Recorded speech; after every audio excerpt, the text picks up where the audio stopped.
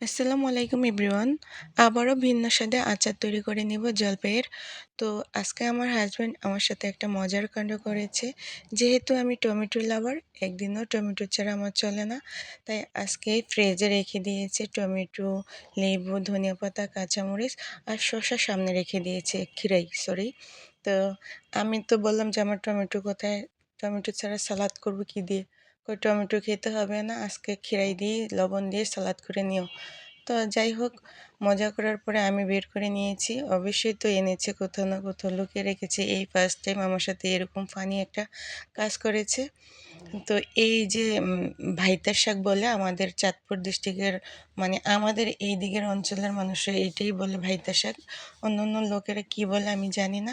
এই শাকটাও ভয়ে ভয়ে এনেছে। তো বাসার সামনে থেকেই ভ্যান গাড়িতে কিনেছে। তো বললো আমার একটা পছন্দের শাক এনেছি। তো আমি বললাম ভয় পাওয়ার কিছুই নেই, এই শাকটা আমিও পছন্দ করি।